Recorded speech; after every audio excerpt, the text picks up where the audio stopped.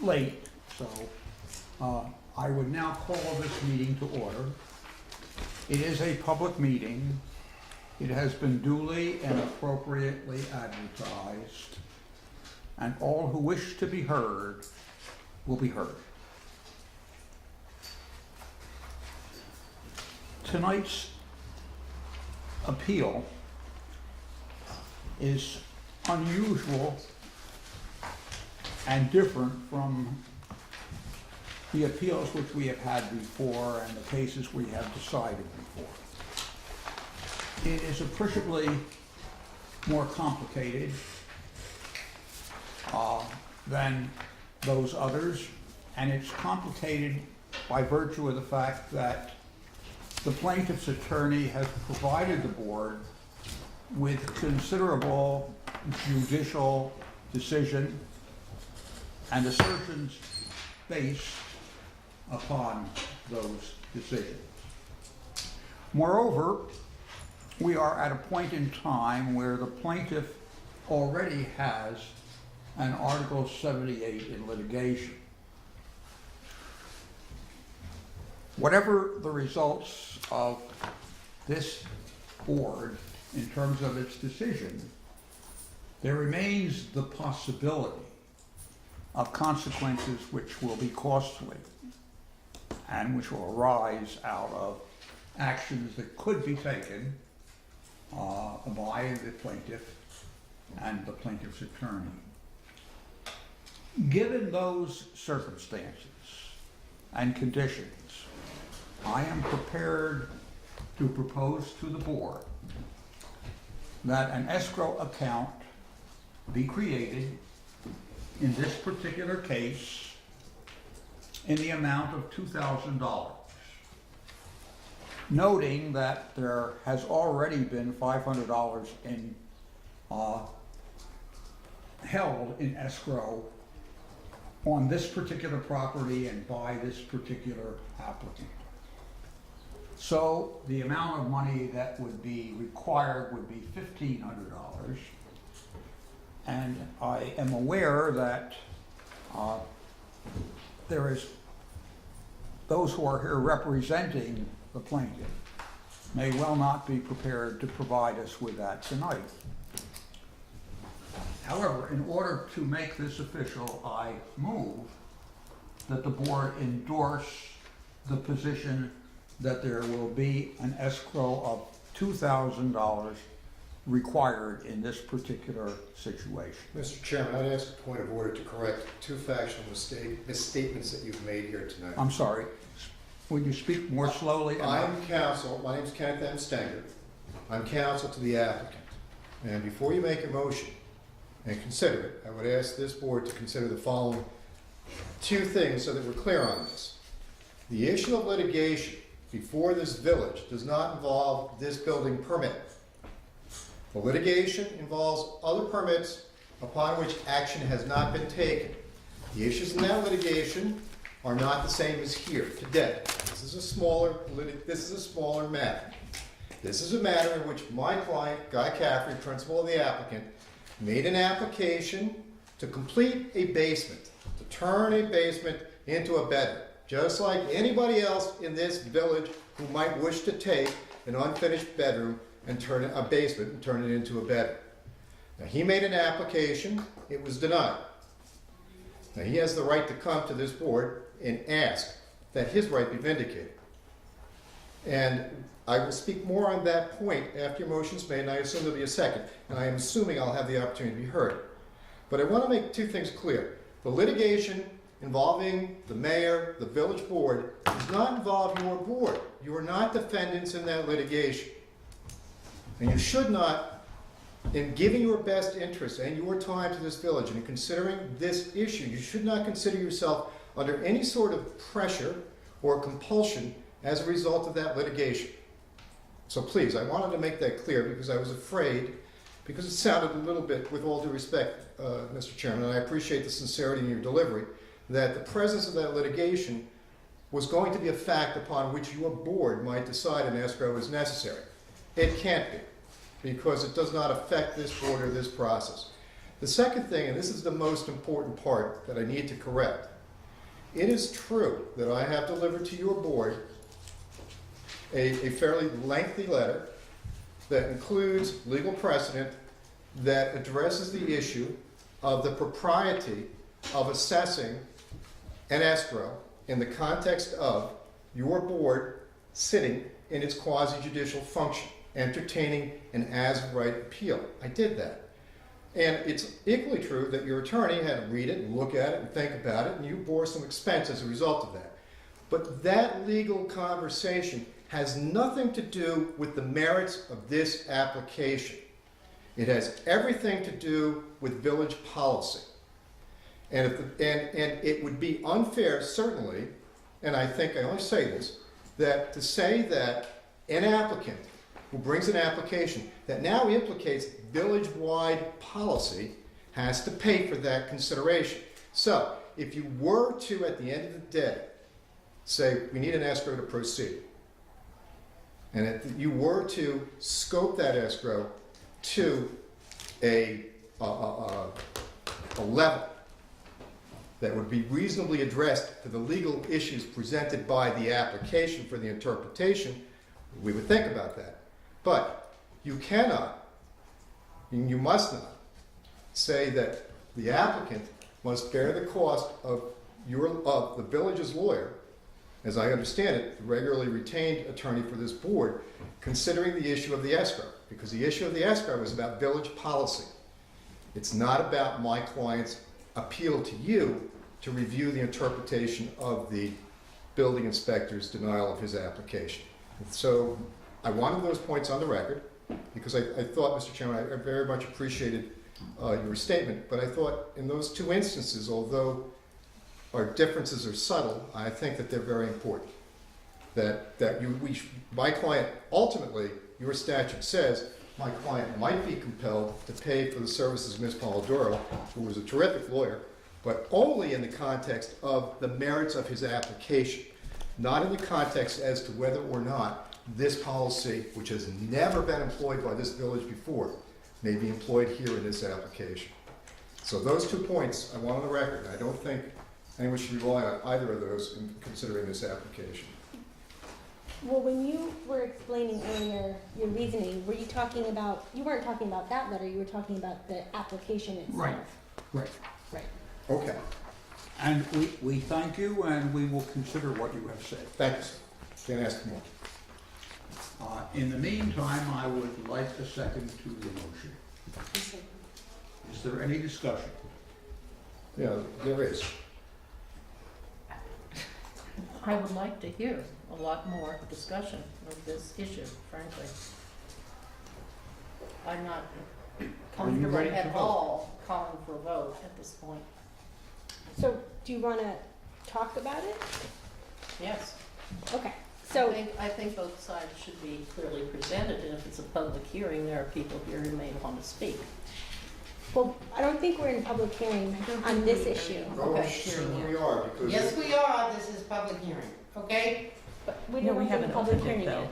Well, No, we that's have what not opened the should public be heard hearing. from, Then okay? with So- all due respect, let's open the public hearing, because should there be proceedings after this? Wait, this we will have a be- motion on the table. Could you just let Carl run the meeting, please? I would like to get the issue of the escrow settled before we open the public hearing. Why? Ready to vote? No, why do you want to do that?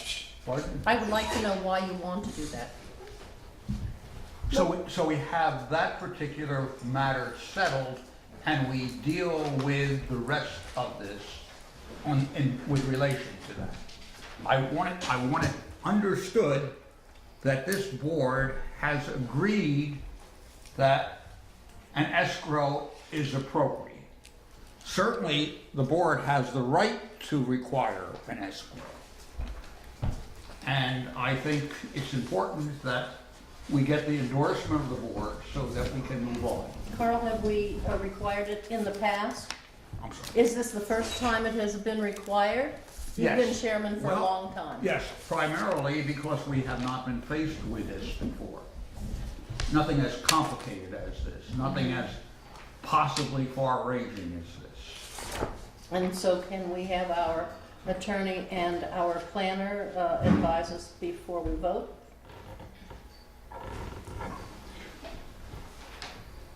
Let me put it this way.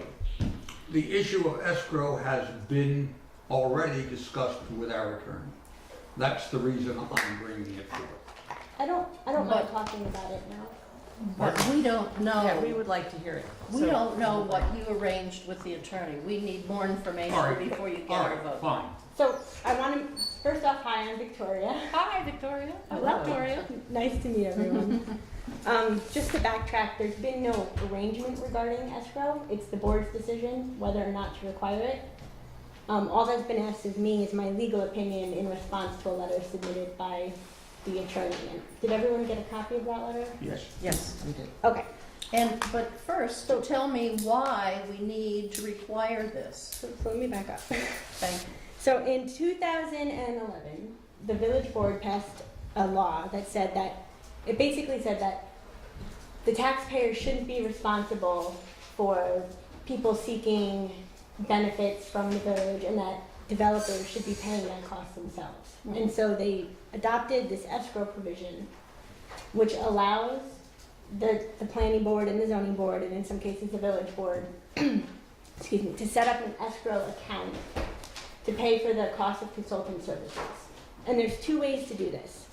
The first is on a case-by-case basis, where the board reviews the application, decides whether it's going to be complex, whether you're going to need some kind of assistance, and then sets the escrow. The other option is this idea of a fee schedule, where you think about all the types of applications that come before you, say use variances, area variances, etc. And you decide that, in general, area variances are pretty basic. We don't need help, no escrow. But every time we get a use variance, we expect that to require some assistance, and so we want to have an initial escrow of $500 for every use variance. And the way that would be set up is that as soon as it comes in, the escrow would come in just based on the type of application. And if you don't use it, it's returned. If you do need the help, then you have it there available to you and you can call one of your consultants to provide assistance. So those are the two ways that escrow is provided for. Right now, you haven't adopted a fee schedule. It's one of my suggestions to you that you think about doing that, Yes. just to ensure that all applications are treated similarly moving forward. But I don't know if you're prepared to do that tonight. I did ask the planner to look into what other communities are doing to start putting one together. So he can talk to you about that a little bit. I have no product at this time. Okay, could I just clarify, when we're saying that this is something the board has never invoked before, this is a power that was, in a sense, recently passed by the village board. So prior to 2011, we didn't have a specific part of the code that said, oh, you can do this. You may have had something, but I'm not sure that it was as comprehensive as what's here now. I see. This law was drafted, if you read the letter from Attorney Stenger, there was a case in the 70s, before I was born, which basically said that, if municipalities are going to do this and collect escrow, it needs to be reasonable. It can't be open-ended. And it had all these concerns. This law seems to address those concerns in that it requires the village to audit the expenses. It only allows payment for reasonable expenses, so on and so forth. So this law is in response to that case from 40 years ago. Whether in this particular case escrow is reasonable, I can't say yes or no. I mean, this is for the board to decide. But the law has been drafted to accommodate those concerns. May I be heard? No, we are trying to talk right now. Will I have the opportunity? I have to a question in regard to this. You said that the law was adopted by the village board in 2011, That's what my code says. but without a fee schedule attached. Is There that was no fee scheduling already. did? Right, and so- but it referred to a fee schedule. No, I'm sorry, let me explain that again. There's two It refers to the ability of the zoning board to adopt its own fee schedule based on its experience and what other municipalities are charging, etc. So there's one option is this fee schedule. The other option is the case-by-case basis. And because you don't have a fee schedule at this point, you're on the case-by-case basis. Okay. So that begs the question. Wait. You have all these other cases. Wait, excuse me, we're talking right now. Could I just ask that while the board is trying to talk, that we not have anyone interrupting us? Well, perhaps if I understood the process here, will I have the opportunity, you raise the case-by-case basis. There are 7 cases in which this board has I believe entertained. Excuse me, sir, just Out of order. chill. Okey-dokey. Yeah, there will be an opportunity, but we need to be Then able. I'm going to sit down and be quiet. Yeah, I would appreciate it, You're because we're welcome. trying to think through this, we're trying to think through it responsibly. And personally, I don't appreciate having somebody constantly interrupting and distracting our attention.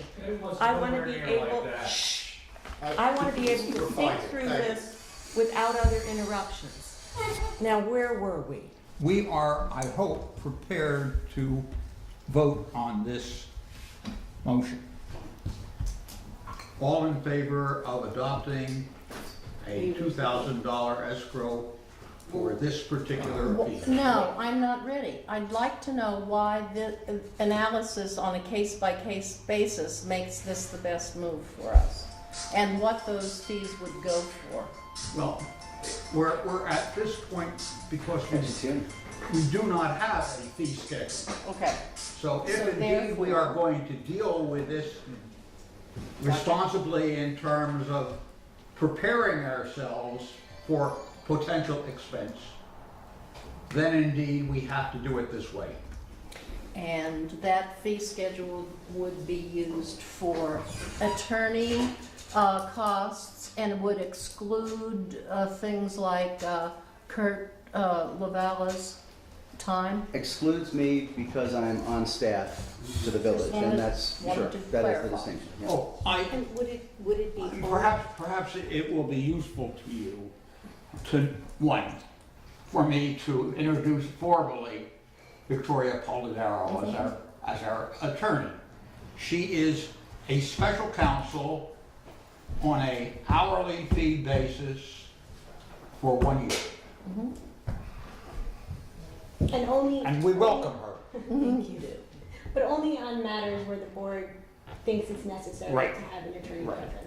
I'm not gonna come to every meeting. The other thing that I should do is to introduce Rob Indian, who is our now duly appointed alternate, and who is sitting in tonight in place of David Kokomo, who is away.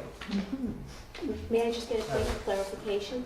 The fee, the uses to which this escrow account can be put, are they only lawyers' fees, or are there any consultant fee? I mean, if we be needed an any engineer, or if we professional needed, okay. So engineer, let's say you had a traffic issue, traffic engineer, it's what you think you need for that particular application.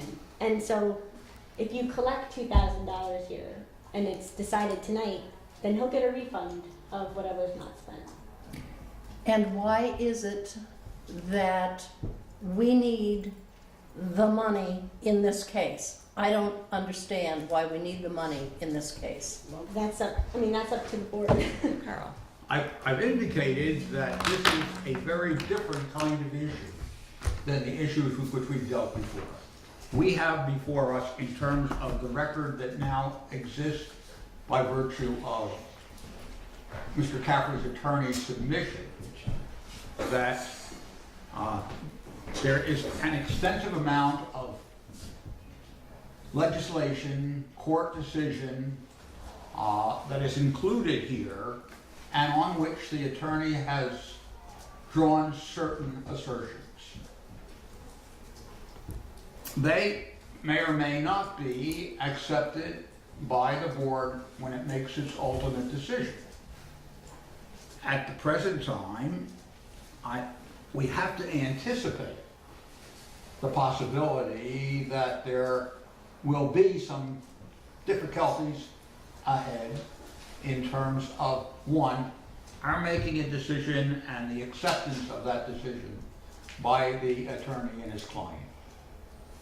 It's not clear to me. Perhaps our planner could help me with this. I feel like Napoleon's idiot here. You know Napoleon's idiot?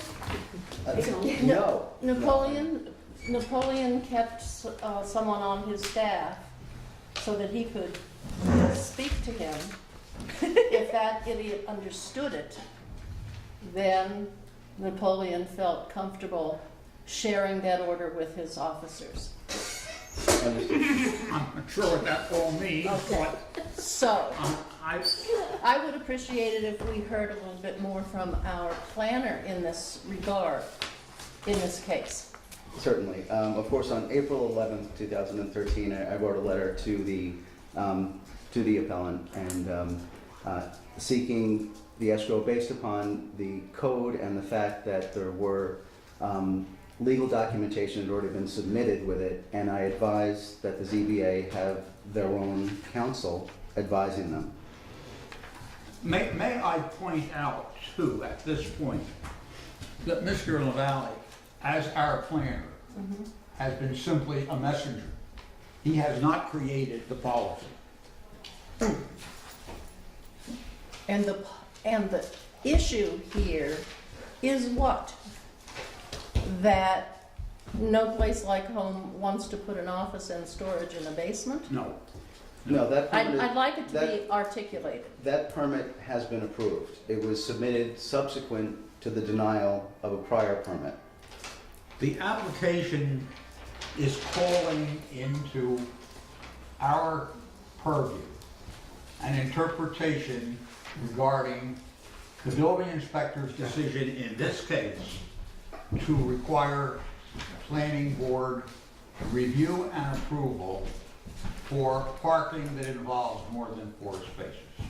That's the issue. So, well, is that the issue? But we don't know what our Or is the side issue is. I'm sorry. that Katie? on February 1st, we received a 1, 2, 3, 4, 5-page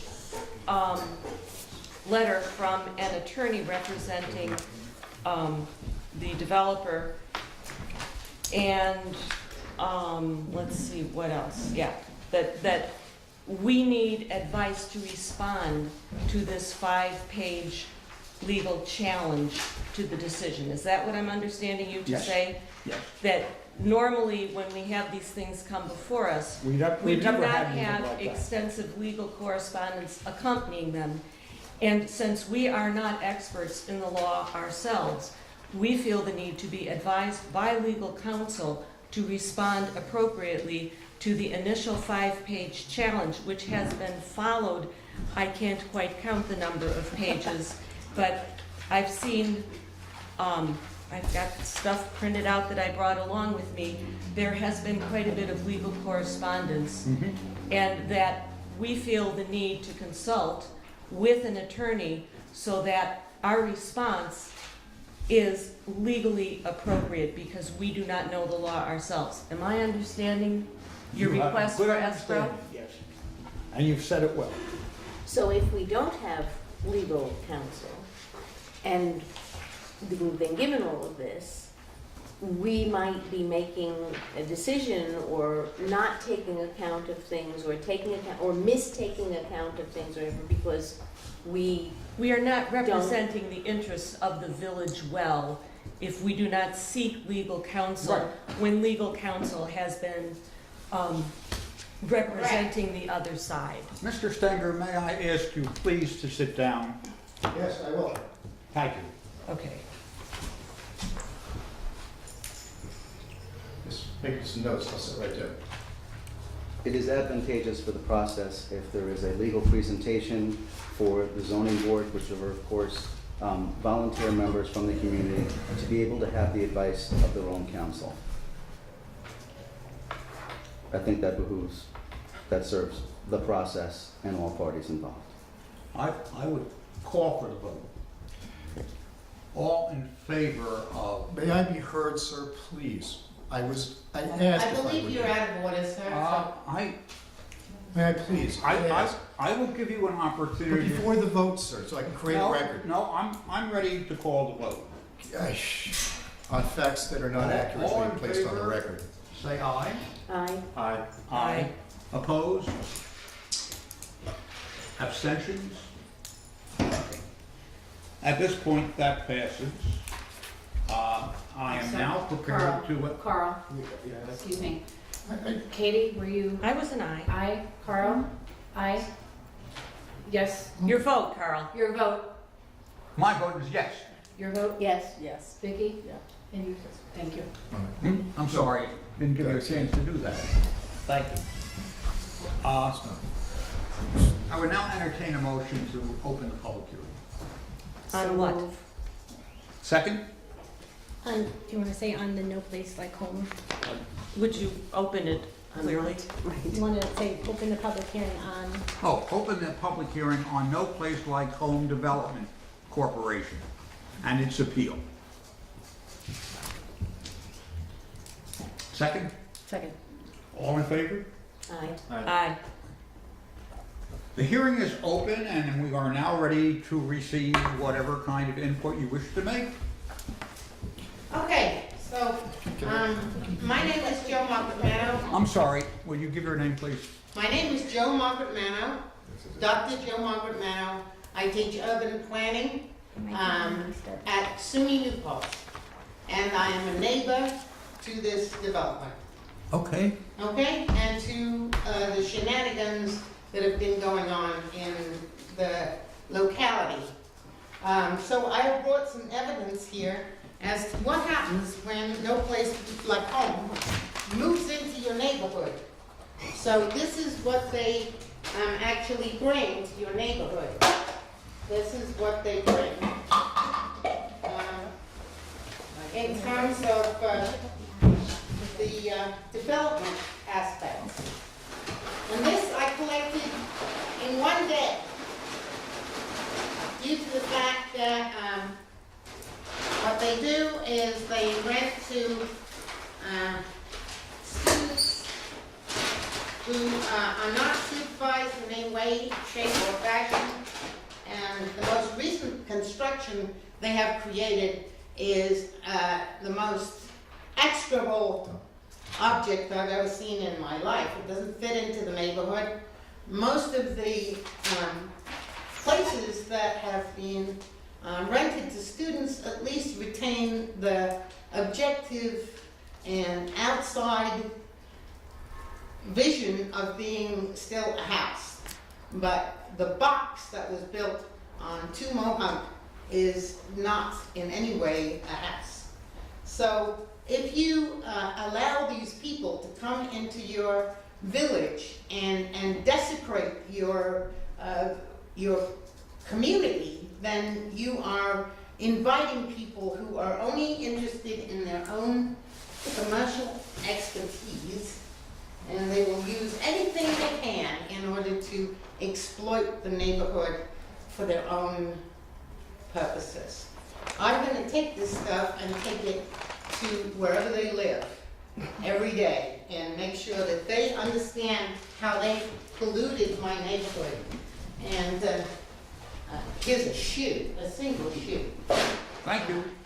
And it's just an outstanding representation of what people have done to New Paltz in terms of taking our beautiful community and using it for their own personal financial gain. Thank you.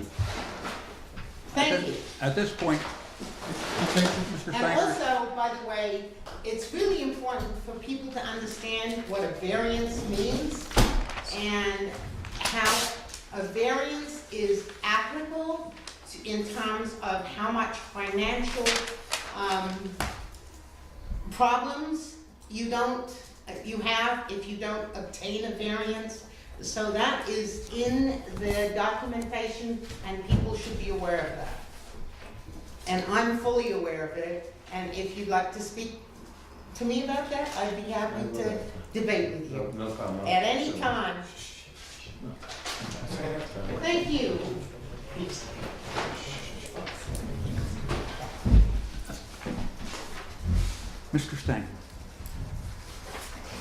Let's start this on the right foot. You guys called a special meeting for my client, and you took time out of your night for a unregular scheduled meeting to consider our application. I'm sorry we got off on a wrong foot. What you've done is extraordinarily generous with your time to get this project or this process moving. I wanted to thank you for that. I don't agree with the vote you taken. I don't agree with the fact that I was not allowed to speak to that. But I want to thank you very much, and then I'd like to proceed to the application. I would ask you, please, to speak a little more slowly and Oh, louder. I'm sorry. Okay. Thank you. Then can I stand, because I've had bronchitis for 3 weeks, and if anyone feels my standing is somehow crowding your space, I apologize, but I'm used to standing when I speak, and if it's okay. All right, by all means, stand. So I really wanted you all to hear it. Thank you for coming here on a special meeting. I know you guys did this to get my client's application on track. I appreciate it. Sorry we had the flare up over the escrow, but you don't get to pick when the issues show up. They show up, you gotta deal with them. All right, so we're here. I want you to fully understand this application first. It's very important. And Mr. Chairman, I faxed to you an affidavit from my client. I'm sorry. Yes, I did. I sent it up to the board. And so my client owns a house at 2 Mulholland. It's got a certificate of occupancy. It's got a basement that now, at the time of this application, that my client proposed to finish. It had parking spaces outside of the building. I believe the record will reflect that there was a drawing showing those parking spaces submitted with the application.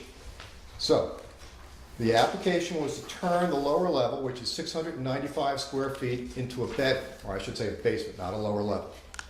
And in December, the then building inspector denied it and said, okay, you can't, because your building is presently serviced by more than 4 units, we need the planning board to look at this. And she went on to say that the planning board will review this, and the language of your statute is unclear, as part of, it appears to be, as part of the site plan application.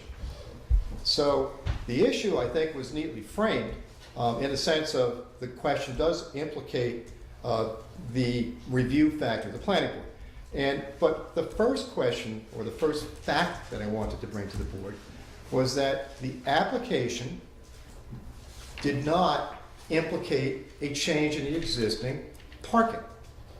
I've gone through the code, and unless I'm reading it wrong, the addition of a single bedroom at that location did not require the modification of any existing parking.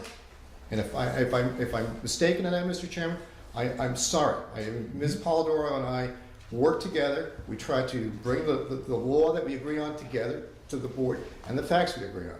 And if there's anyone here, you've got the planner, can say that I'm mistaken, then I withdraw that whole point to argument. But the point I make is that the building permit for that bedroom would not have required the increase of the existing parking. So the parking facility as it existed pre-existed the application. Because there was no change, even if there was a permissible review process before the planning board, which I concede is a legal issue, there was nothing to review. This would be the same as saying to anybody in this village that if you want a building permit for a kitchen renovation, or you want a building permit for a bathroom, or you want a building permit for, I don't know if you have them, wood stoves, I don't know if you're allowed to have them here in the village.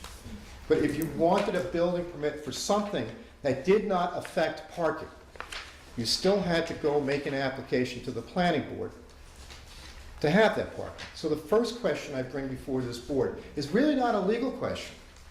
And that's why I wanted to be able to speak about the application a little earlier. The first one is a common sense question. If nothing in the parking has changed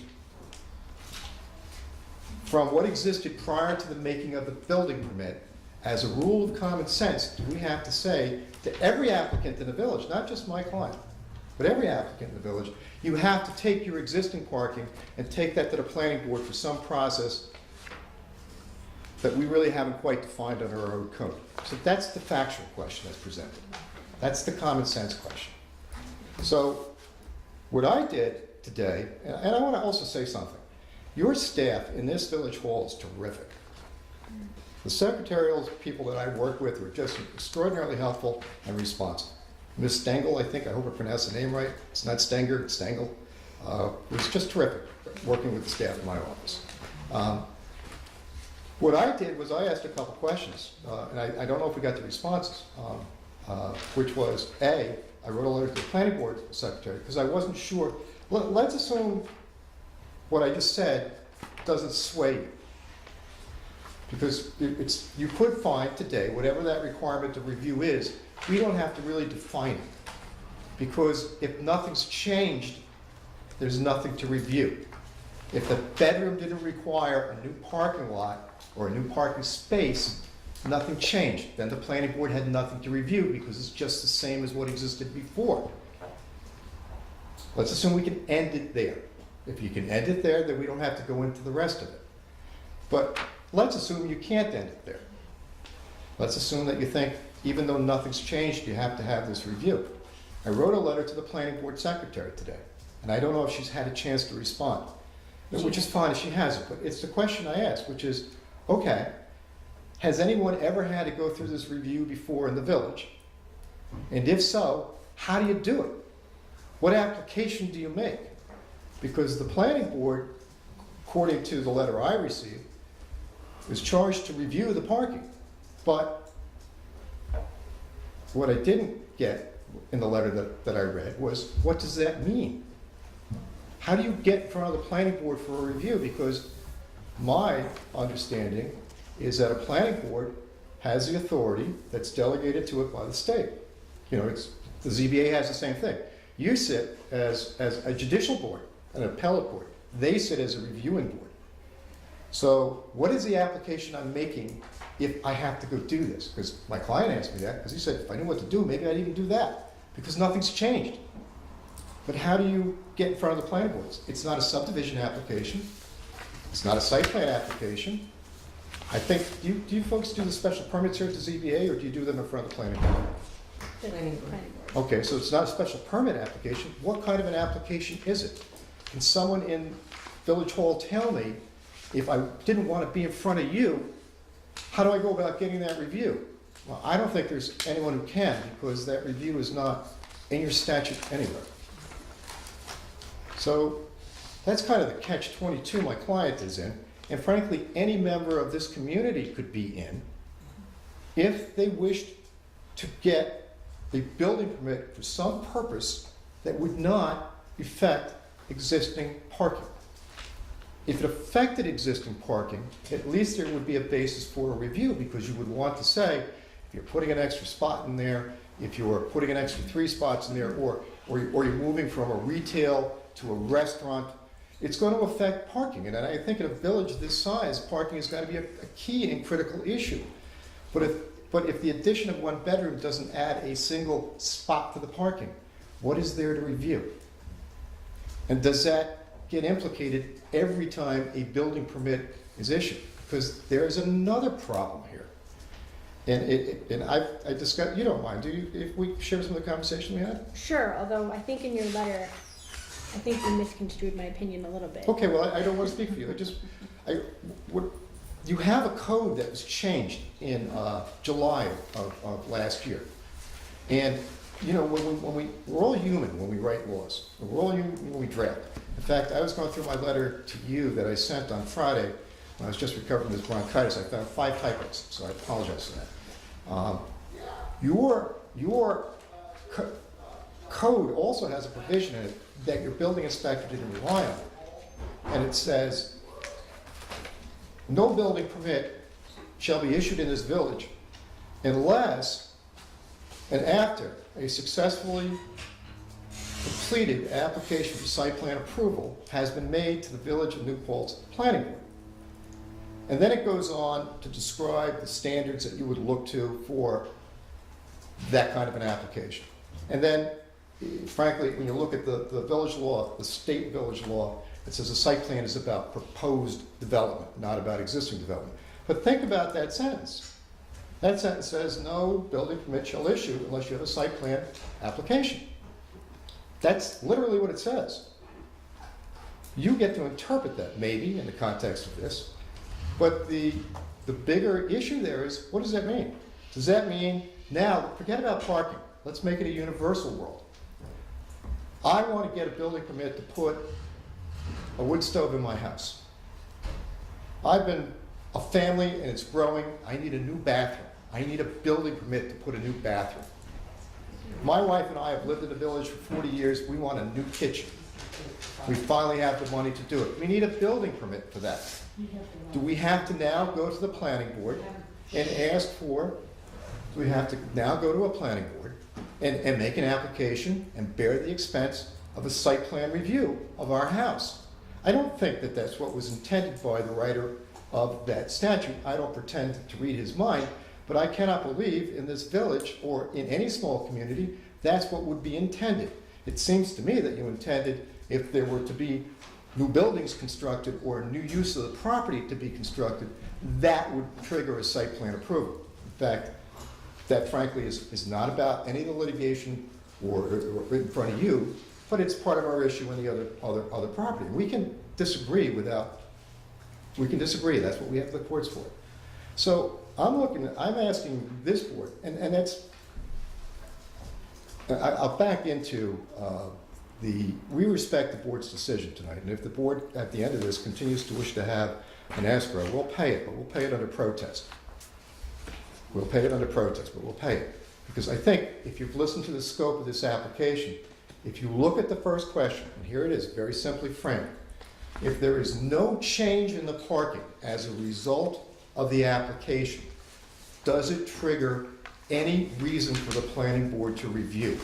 That's question number one. If you answer no, as a matter of practicality or common sense, there are no legal questions. I guess that's the question I'd ask you. Can you tell me in that circumstance what it is exactly the planning board would be reviewing? So I opened that question to hope that if there's anyone here in the audience who can bring a fact to contradict what I said, we might engage in a dialogue that would get us to a conclusion tonight on that question. And I again, apologize for the way we started. I was new to the village of New Paltz. Thank you. Thank you very much, Mr. Stanger, and we will consider everything that you have raised. Does anyone else wish to speak? Yes. Identify yourself, please. John Puzo, and I just don't understand how this parking, I got this letter too, about parking. And I went through the same process with parking too, because I have the house immediately next door to this. I have 4 Mohawk. And I have college kids living in there. They've been there for 14 years. And garbage can be cleaned up. That's something that we can, I can never, take responsibility Well, for. come over to my. No, but I understand that garbage. Excuse me. But I know that. At this point, You're out of order. At this point, I do not want to have a discussion of garbage. No, I recognize that the issue before this board is not that issue. What is the issue? The issue before this, no, the issue before this board is the relationship of the building inspector's interpretation of the law with respect to the parking issue at 2 Mohawk Avenue.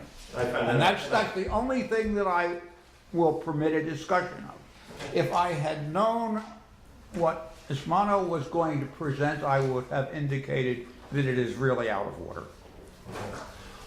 Nonetheless, I'm sympathizing here, that can be cleaned up, but. I'm calling my a point is, halt to this. I had a very similar situation next door. No, I'm not going to permit that to go forward. What? Sir, if you wish to speak to the issue before us, okay. Parking, is that the issue? Yes. Let's talk about parking. I have the house immediately next door. It was a crappy garage. I had it sit there for 5-6 years. I tried working with the building department on how to make it work and how to make it livable space, and I had to get the money to do it.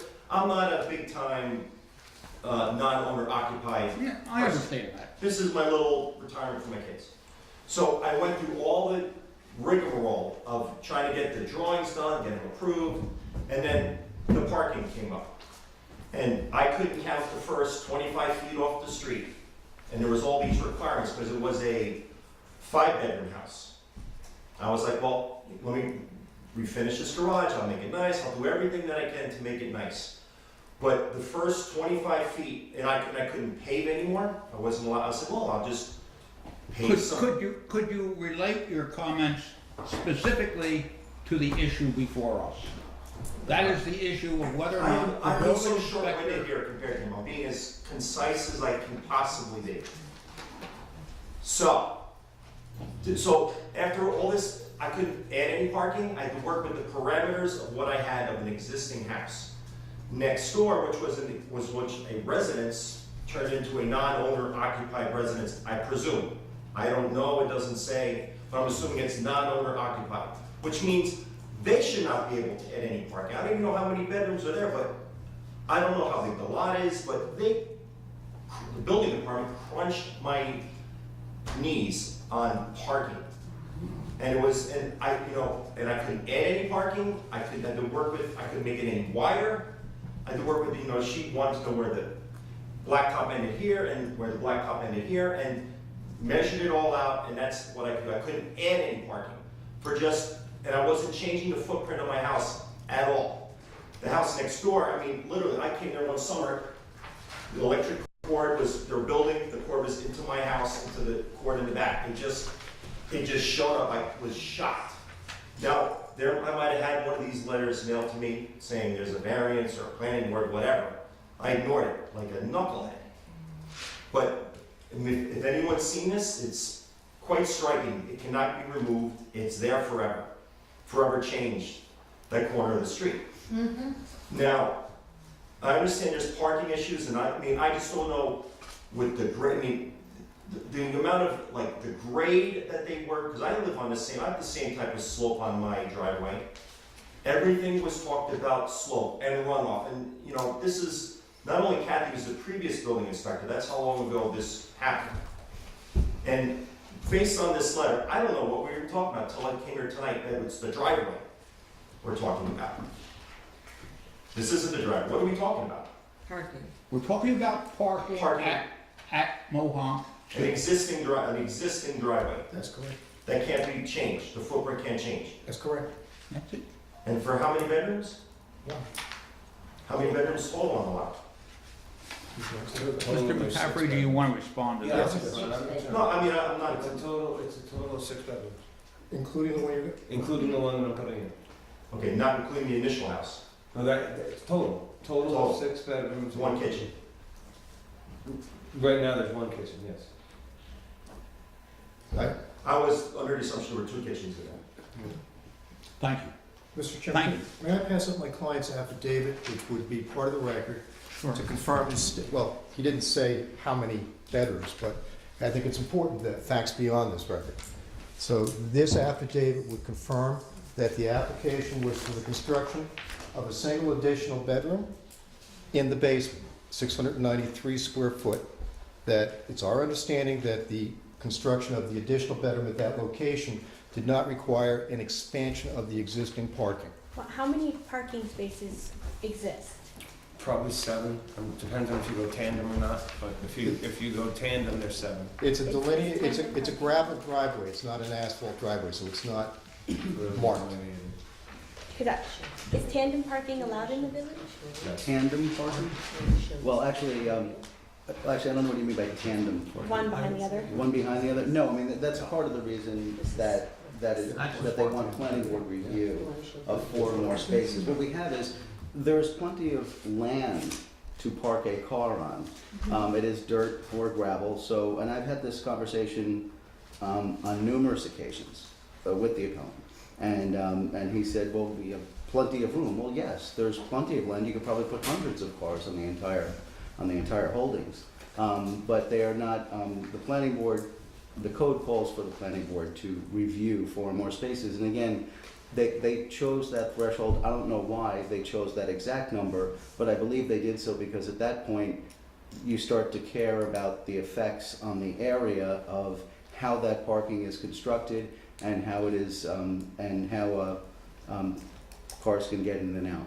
and things like that. Okay, so just when Mr. Caffrey, when you applied for the building permit, you had 6 spaces, and I mean, did you have them? Are they delineated? No, because it's a gravel. There's basically like 50 feet to the left of the garage that's there. Mm-hmm. Then there's a space in the garage, and then there's a space in front of the garage. So there's, you know, ample parking. Like, I mean, I could go put lines, but it's gravel, but there's, you Okay. know, a minimum of 7. So you're saying that there is available 9 feet of width times 6 for the parking? Yeah, what I'm saying is there's the, it's actually more than that, but there's the garage, there's an existing garage, and then there's approximately 50 feet to the left of the garage that's gravel. That would allow for 5 more spots. And then there's also an area in front of the garage that is gravel that would allow for another spot. And frankly, tandem, if you went tandem, which Well, I don't think what I'm seeing here allows for that. allows for tandem. I No. know, because I I don't know know, if we use the term in our zoning ordinance. I know my property that was approved by the planning board at 18 North Front Street allowed for tandem parking in my garage. So the code right now But it's, requires, let's see, it says for a single-family dwelling, it's 2 spaces per dwelling unit, up to 3 This bedrooms. is single family, or this is multi-family. as of right now, it's a single family. Single. Oh, it's a single family in there, okay. So 2 spaces per dwelling unit, up to 3, plus 1 space for each additional bedroom. So how many is required if all 6 bedrooms were units? Well, actually, the building inspector did that calculation, and I can't, the formula is fairly sophisticated, and I can't speak off the top of my head to how that was calculated. It should be important on the record to note that the building inspector did not bounce the application for lack of parking spaces. I'm just trying No, to no, it's a good understand what question. exists and He's done the what's calculation, so I'd let proposed. my client speak if that would be okay. It's okay. It was my understanding that the way the parking works is for the first 3 bedrooms in any house, you're required 2 parking spots. For any 2 bedrooms after that, you're required an additional parking spot. So, I read the- it as every 1 bedroom. Every 1 bedroom, yeah. Okay. oh, if that's the case, then I should have had 4 spots already then, because. Okay, so for 6 bedrooms, it sounds like you need 6 spaces, if I'm No. doing that correctly. That's not what my interpretation was, because your first 3 bedrooms, you need 2 parking spots. And then 1 for each there, And I thought it was 1 for each too. So let me ask Could we just you, have your, I didn't hear what you last said, but I'm interested in what your comment was on the count. oh, no, I just was adding up the bedrooms. So it's 5. 5 It spaces? says 2 spaces, I'm reading from Schedule C right Yeah, now. I'm looking at Schedule C too. 2 spaces per dwelling unit containing a maximum of 3 bedrooms, plus 1 for each additional bedroom per unit. So in a single-family home, it's 2 for the first 3, and then 1 for each thereafter. What is a unit? Is it a bedroom? No, a unit is a complete living unit. So because that's for single or 2 family. So in a 2 family, it would be that twice. Say it again. Okay. 2 spaces per dwelling unit containing a maximum of 3 bedrooms, Okay. plus 1 space for each additional bedroom per unit. So if it was 2-family home and each family had 3 bedrooms. But it isn't. So- Right, So it's- just, It's a one family. So you start out, On the books is a one-family house? Yeah. you start out with 4 bedrooms. For the first 3, you need 2 spaces. You add the 4th bedroom, you need 3 spaces. but he's You add saying the there's 5th 6. bedroom, you need 4 spaces. Uh-huh. And then you need to know what is the angle at which the cars are parked? Are you using 30-degree parking, 45-degree parking, or 60-degree parking? would you like to see? No, just tell me, because I mean, it's written out here in the It code. might be easier to show you a survey of the property, then everyone would have a picture of what we're discussing. Is that- Okay, but could you just answer this simple question? Are you using 30-degree parking, 45-degree parking, or 60-degree parking? For pulling in, I would guess it's maybe, Don't guess. You have I to- don't know, I don't know the answer to your question. If you we know. understood the term, perhaps, I don't frankly understand the requirement. Perhaps a planner can tell us exactly what it is we're looking at. It's right in the code. Well, I Because get the degree. it has to do What does with it the mean? aisles you need to have. Are you looking for an engineered plan showing that they have The site plan not Well, I think indicate the that's part parking of what angles? needs to come into consideration. I'm sorry. Wouldn't the site plan indicate the parking angles? Yes, it would. I'd like to put the survey into the record, if that's okay. Well, we have a drawing already that was submitted with the You application. do, right? Shows 7, Yeah, But it's 8.5 by 11. but I was trying to find it. and I No, but couldn't it's find hand, it. it's hand drawn. It's very rudimentary.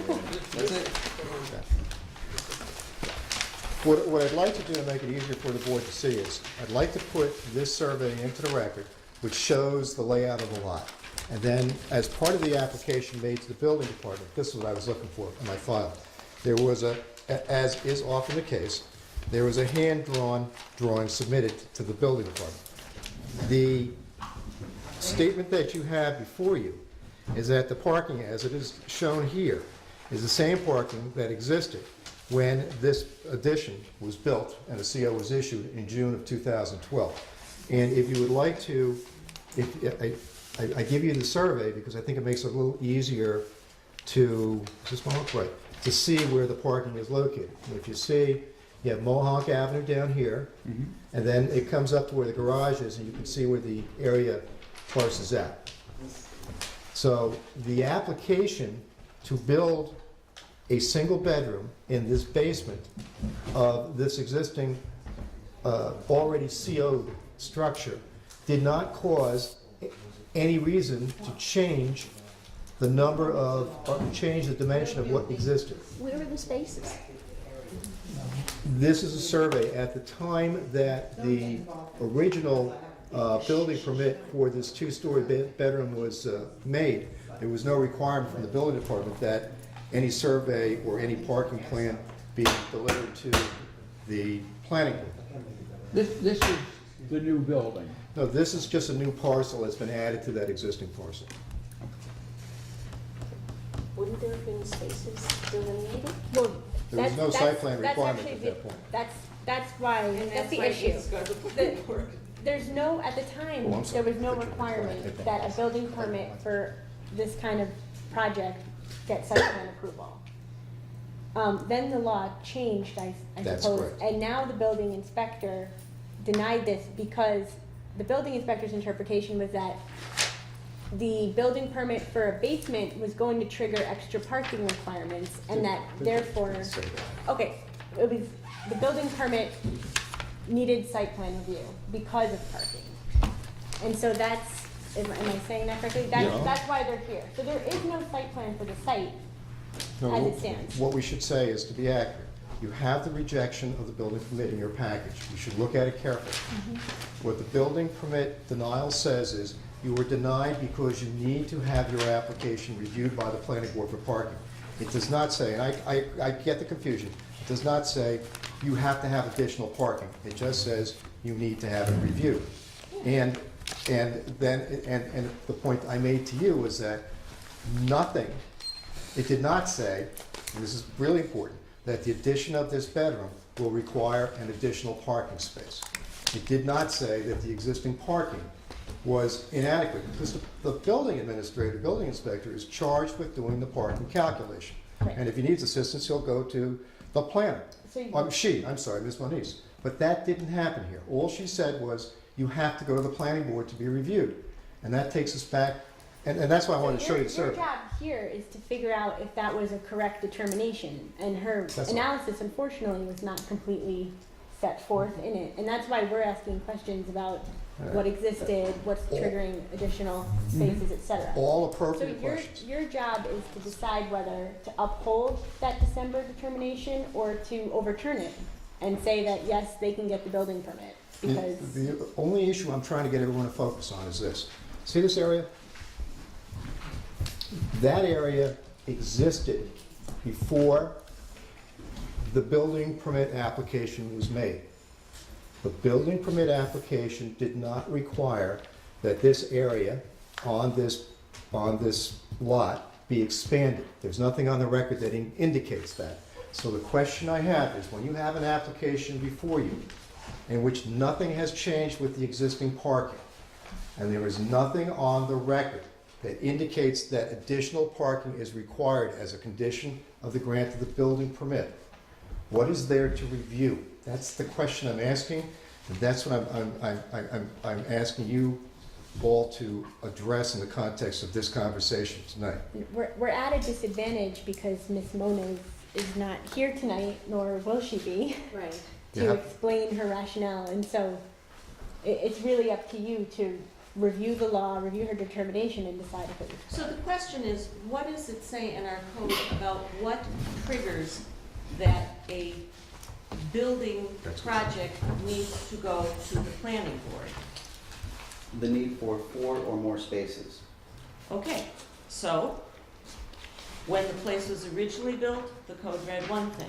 The building inspector's interpretation issued Pass those down. after the law had changed reflected the requirement in the changed law. Is That's am I not- understanding? that's Now, not I'm accurate. talking to the plan just a moment, please. That's not accurate. If I understand correctly, the question, there were 2 new local laws issued last summer. However, those are not at issue here, as I understand it.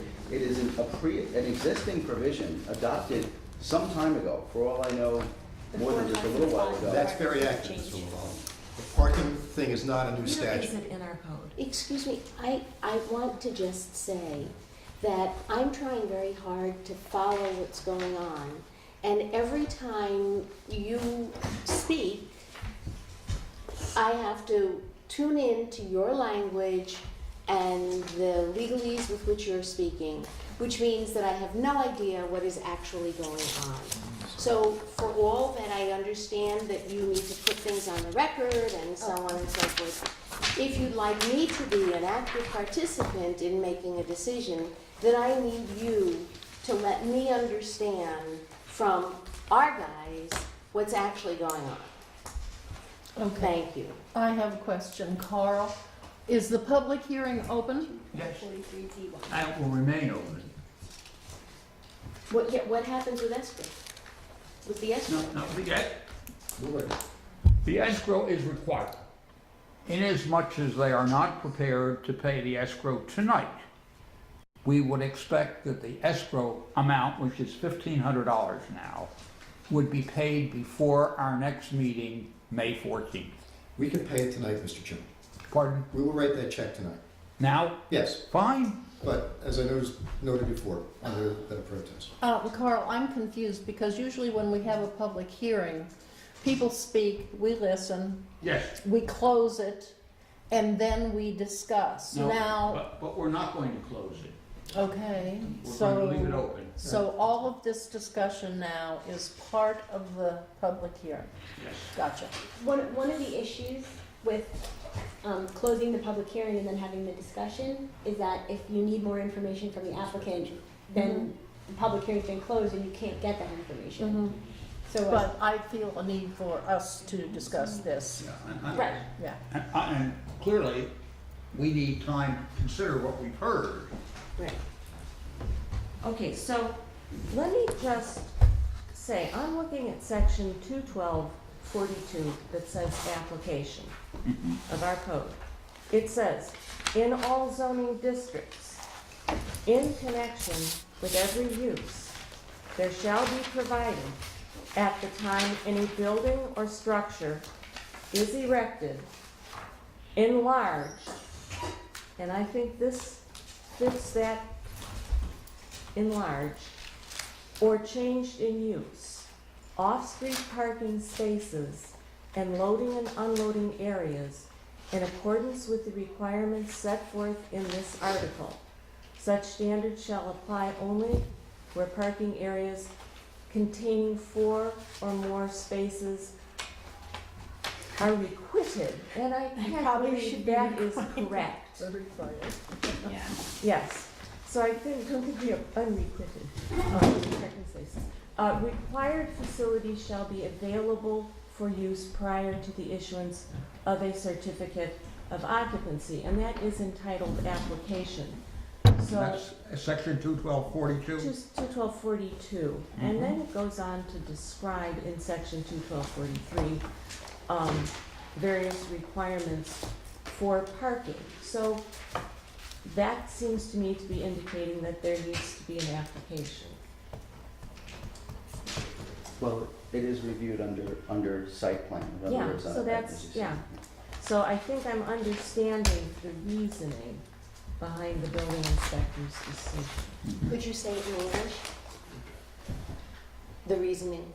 I believe the reasoning is that there is a threshold set in the code that when 4 parking spaces are involved, 4 or more, and a structure is either erected, enlarged, or changed in use, that it then goes through a process. Am I interpreting that correctly? Right, I think you are interpreting that correctly. I think the question here, though, is, I think the applicant is arguing that because those spaces already existed, that this is not being triggered. Well, but that's not what I'm reading. What I'm seeing it say is that at any time, any building or structure is erected, enlarged, or changed in use. Off-street parking, that this standard shall apply only where parking areas containing 4 or more spaces are, I believe the word should be required. So I'm interpreting this to mean that they're looking at slightly larger building projects, that they feel that the larger building projects need to be revisited when they expand. I mean, am I reading that correctly? But does expand mean They said physical space, or does expand also pertain to use? Well, okay, that's an interpretation of the word enlarged. Because my question, what your definition of is. my concern, it is with parking, my question Yeah. with parking is, and maybe this is a different confusion that you need to clarify for me, Victoria, but if you have a single family, there's a practical reality to this, I suppose. If you have a single family that has home that has, and I'm using a different number purposely, 3 bedrooms, then you can reasonably anticipate how many cars are going to be in a single family in a house with 3 bedrooms. As you add more bedrooms, the definition of single family kind of, and I know that it's an expanding and contracting definition, I understand that part. But as that expands, then the likelihood is that you're going to have more cars, and so you need those parking spaces. Right, and your code acknowledges that, and that's why the parking standard or the parking schedule, Schedule C, increases for each bedroom. Right. Right. So then just answer me the simple question. How many bedrooms are in this complex as it's envisioned? Number one. My Wait, question- just a second. Number one. And number two, once we have that hardcore number, how many parking spaces would our code expect there to be? So I'll let him answer the number of bedrooms, and that was the calculation that I read earlier about, I think 2 for the first 3 plus 1 for each bedroom thereafter. So based on, How many total bedrooms do you have in that building, including the one you proposed to be constructed? There's 6 total. Okay, and that building is the combination of the 2 buildings? Yes, ma'am. Okay, so 6, I have a question of clarification on the petition Wait a application. minute, Wait, no. just a minute. Not me. Do you want to finish, Mr. Kaplan? I would like to finish, yeah, I'm because sorry. you had asked me how many bedrooms, and then after that, you had asked me how many parking spaces would then be required, is that correct? No, I'm asking us how Oh, many I'm parking sorry. spaces would be. I'm sorry, I apologize. And what the conditions of those parking spaces are to be. I, for one, have never heard the notion of tandem. Yeah. And whether you have it on an existing property or not, in a sense, to me, is or isn't relevant. We're talking about this property, we're talking about current law. So I just want to know those two facts. So 6 bedrooms, next fact. I read it as requiring 5 spaces, but I'll let the planner confirm that. I mean, and maybe that's something he'll confirm at the next meeting, so you have time to think about it. Okay. And then, as far as your next issue, I can't answer how many spaces exist in accordance with our regulations because the survey doesn't delineate those Right. spaces as required under our regulations.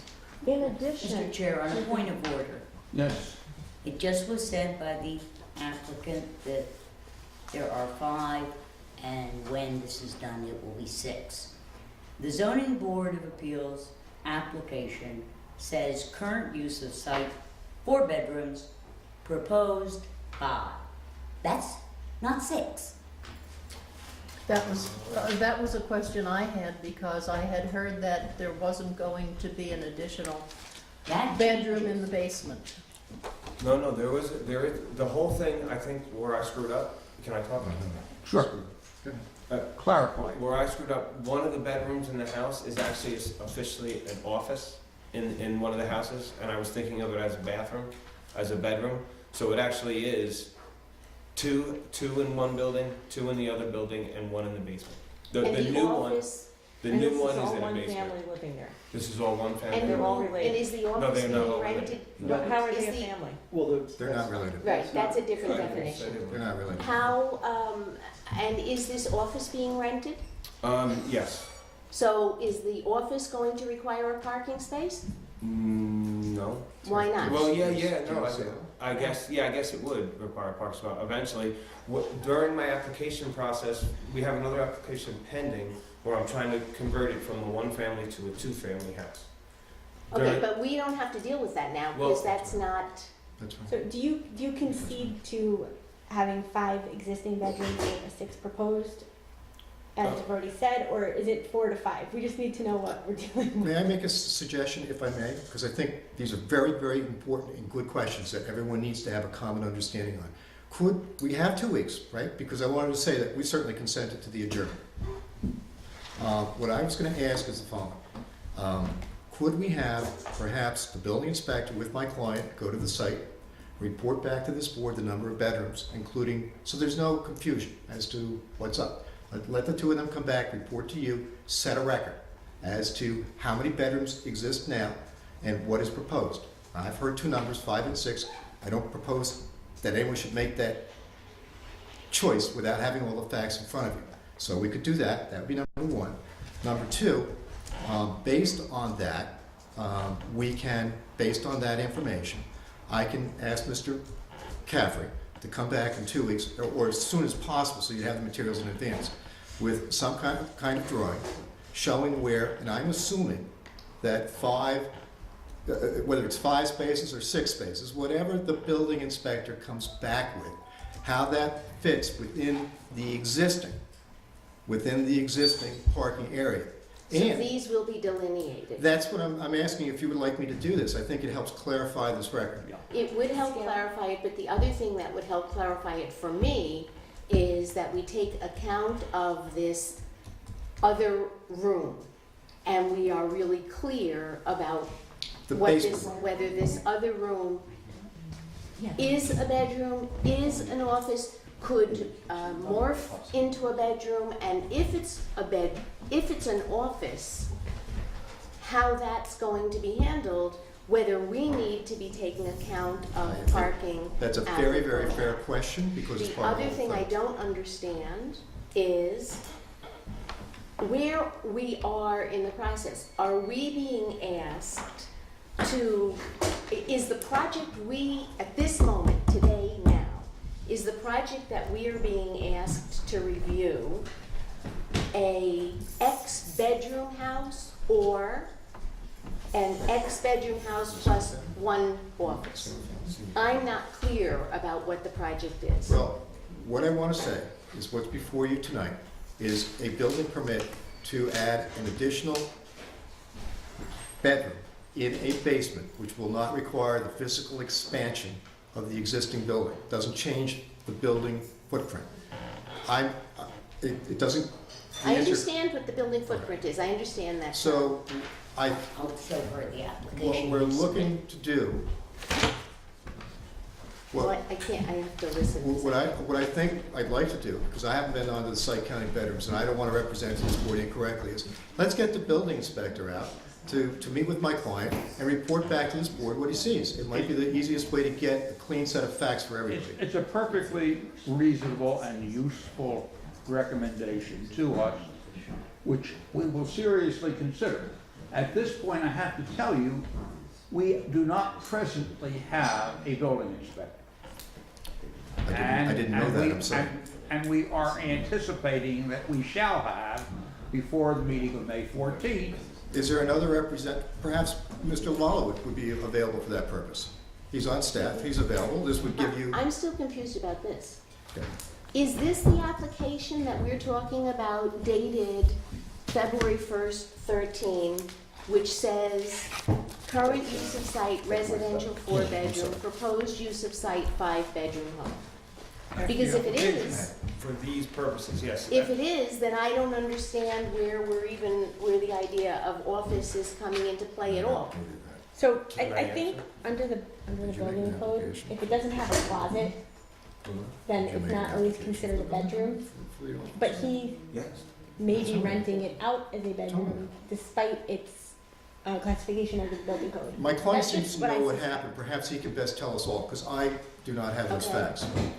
As you know, there's a whole other kind of ball of wax that's going on with this particular building. There's an existing building permit application in effect to convert the building from from a one-family building to a two-family building. When I did the addition, I was building a two-bedroom addition with an office. Wait, I'm sorry. When you did, say that sentence again. When I built the addition this summer on 2 Mohawk, By which you mean that the what someone referred to as a box, Right, which is connected by a roof. right, correct. Okay, that's the addition. That's the addition. Okay. That was a two-family building with an office. What, the two-family or I'm one? sorry, a two-bedroom building with an office Okay. inside the building. Okay, so we have here, I'm gonna just, please don't be offended, I'm just gonna call them boxes. Okay, Box number 1 was already there, right? and it has what? 2 bedrooms, And how many bathrooms? two bathrooms. And a kitchen. Yes. Okay, and those bedrooms are of a size that accommodate one person or 2 people under the code? 4 people under the code. So how many? 5 people under the code, How 5? because they can get 3 in one room. So the bedrooms are really large? Yes. And what's the square footage of the house? Of the box, of that? Of that box, please don't, if I'm wrong, it's It's not okay, I intentional, understand, but I I'm would gonna say, put plus or minus. yeah, I would say around 1,500 square feet. 1,500 plus or minus, of which there were 2 bedrooms, one of which is large enough to accommodate 3 people, and one of which is large enough to accommodate 2 people. Basically, yes. I mean, by code, Yes. by square footage. They have and there were how many bathrooms? 2, And 2 bathrooms. And 1 kitchen? 1 kitchen. Okay, and 1 kitchen. And before you expanded, before you added, how many parking spaces were there? Before I did any of the work, I would say there were probably 6 parking spots. But not designated, not Not striped, designated, not right, nothing. yeah, There was technically Very much like area it is enough. now. It was just an Okay, so open area. area enough for how many spaces, say? I would say, it's hard to say definitively, but 6 to 7. Okay, 6 to 7 cars. Okay, now you build box number 2. And it has how many bedrooms? 2 bedrooms, And these 2 bedrooms by code can accommodate how many people? 4, 2 in each bedroom? yes. Okay, so one of the bedrooms is not as big as the bedroom in the other house? Correct. Okay, and there's a living room in the first house? There is. A common area? Common area, yep. Okay, and in the second house, There's a living room in the common area, and the 2 bedrooms for 4 people, and an office. and an office, which is the space in the basement? No, the office is a space off the main floor in the first house. And what makes In the it first Well, the box. first box? In the new construction there. Okay, so there's one office, and that office is used by, as what? Now I have kids living in it. They just started living in it. So then this box is actually a 3-bedroom box, Right, and that's why I gave you, because and this Right. doesn't count the basement? this does not count the basement. Okay, And- so the one office, I'm sorry, the one office is now a bedroom, and it accommodates how many people by code? 2 people. By code, I could probably get 3, but I only have 2 in Okay, so 2 people, so you've got 6 people living in this box, there. Box 2. box 2, Mm-hmm. in which is an office that you're using now as a bedroom. So what's the distinction in this box between why this is an office and why it's a bedroom? Well, when we had originally built it, it was just gonna be an addition to the 2-family home, and addition No, to no. the 1-family home. Right. I'm sorry. And at the time, we thought, when I was building it, I thought we'd have the kids upstairs, and then I'd have an office on the first floor. That's what I originally thought Okay. when I built it. Okay, As we got going through the project, I realized, you know what, we can put more kids in the house right, comfortably, and I welcome Right. any of you to come look at the house. right. It's a gorgeous That's house. beside Not- the point. Not that it matters, That's but beside the point. not that it matters. And that was when I filed, around that time is when I filed the building permit application with Kathy to change it from a 1-family house to a 2-family Okay, house. leave It- that but aside, that's- I'm not but- there yet. But, okay. Okay, wait, no, I'm not done. So this office has a closet? Yes. Okay, so when you built it, why wasn't it just called a bedroom Well, at the time, it was gonna be used as an office. At the with a when- closet? Yeah, so, And now that people are in it, do you call it a bedroom? I do, but, Okay. yeah. Well, again, that's what was leading me to the 2-family house. In the 2-family house conversion, it's clearly identified in that application as a bedroom. And where's the kitchen? The kitchen, it's not a fully operational kitchen in there now, but the kitchen is, there's a spot for the kitchen in the house. If it's approved as a 2-family? It's not approved 2-family, so I can't have a full kitchen in there. Okay, we'll So, make sure and- they understand that. I understand. Okay. And how many bathrooms are there? 2. So 2 bathrooms and space for kitchen if and when entire project goes from 1-family to 2-family. Is there, I'm not familiar enough with the code to know the answer to this. Is there a difference between a 1-family and a 2-family in terms of required number of parking spaces? Hold on. It's the same standard for one So and it's the 2 same numbers. But So you just that do being basic. said, But it's per unit. that's gonna minimize how many spots I need. So are we Unit meaning calculating a with bedroom. one? Unit means bedroom. No, Unit unit meaning meaning a family. box. Okay. So box, right. So instead of doing it all together, the first one would be 1 per 3 bedrooms. And since box 1 only has 2 bedrooms, or whatever, it's 2, you count box 1 and box 2 separately, and it may result in a reduction of required parking. Okay, so then let me be clear about something, and I don't know whether this is even an answerable question. Obviously the code is based on certain assumptions. When those assumptions clearly don't hold, what happens? So for example, the reason I'm asking this question is, if you do the calculation based on this, either way, I don't care, you come up with X number of parking spaces. Does that mean that that's the number of parking spaces? So if the building inspector appears on the scene at 3 in the morning, X number of times, and there are consistently more cars parked there, then what's the effect of, is there an effect of that? I'd like to be able to consider that. I don't have an immediate answer to that question. I was not really looking at you, I'm I sorry. understand. No problem. But it would be a I fair- was trying to get this in my head, because the obvious concern that is had is, if it walks like a duck, if the old saying, then it's a duck. And the fact of the matter is that if by code, you can have X and Y, whether you're approved for one bedroom, one family, two family, I don't care about that. And if in practical matters, that's not actually what pertains, Well, then, no, then I don't have words to even finish that. okay. But that's perplexing, to me, at least. Can I talk? Yes. I went in front of this in another building that I have in North Front Street. And it was in front of the planning board, we went in front of the zoning board, it was kind of a big to-do. And it was determined then that it didn't matter how many occupants were in a bedroom, the statutes clearly state that it goes, the parking spots are delineated per bedroom, not per occupant. I don't have a problem with that. I have a problem with the actual number of cars that are persistently and consistently on the property. So Well, if it turns out by all of these calculations and whatever, that this property is entitled to and has to demonstrate 6 parking spaces, Mhm. then I guess what I'm asking is, and I don't, I heard Kurt say that he would, but now so I'm also looking at you, you can tell me later also, what is the actual effect? So if there's a site plan for a piece of property, that site plan dictates the use.